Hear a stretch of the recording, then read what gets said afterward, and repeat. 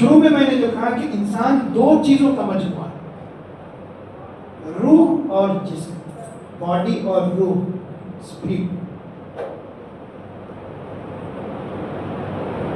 پھر اللہ تبارک و تعالیٰ کی عجیب قدرت کو دیکھیں،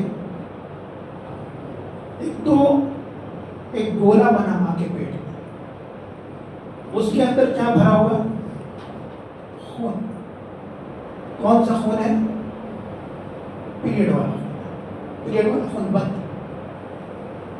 ہم سمجھتے ہیں بند ہے، لیکن وہ بند نہیں ہوا، وہ رحم مادر، وہ بچہ دانی بڑھنے کی وجہ سے رحم کا منہ بند ہو گیا، لیکن وہ چیز بند نہیں ہوئی، وہی خون اس بچے کی غذا ہے۔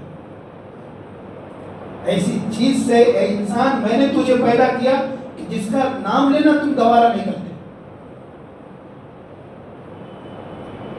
تو اس تھیلی کے اندر صرف خون بھرا ہوا، ناپاک خون، اور اللہ کی قدرت کو پہچانے کہ اگر ہم پانی کے اندر ڈوب جائے تو پانی ناک کے اندر، منہ کے اندر، کان کے اندر 1 گھنٹے کے اندر سب، اور پھر انسان مر جائے گا۔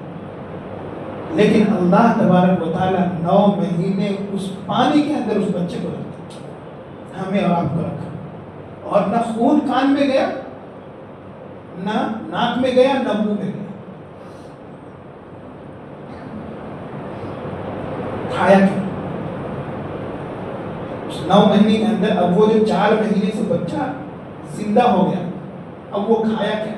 اس کی غذا کیا ہے؟ وہی خون اس گول دائرے پر جو رحم ہے، رحم مادر ہے، اس کے اوپر باریک باریک جھلی ہے، پردے، اس کے اندر باریک باریک نسیں ہیں۔ اب وہ خون ریفائن ہو کر اس بچے کی نابی میں جاتی ہے، ناف میں، اور ناف کے ذریعے اس کو کھانا دیا جا رہا ہے۔ کون سا خون؟ پیریڈ والا خون۔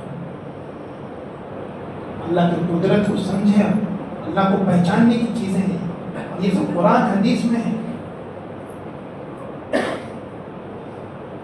تو اللہ تبارک و تعالیٰ اس خون کو ریفائن کرتے ہیں جو بہت زیادہ تعداد میں 4 دن، 5 دن، 7 دن، 10 دن آتا ہے، اس خون کو ریفائن کر کے پھر نسوں کے باریک باریک رگوں کے ذریعے اللہ تبارک و تعالیٰ اس بچے کے پیٹ میں ڈالتے ہیں غذا کے طور پر، اسی وجہ سے وہ زندہ ہے۔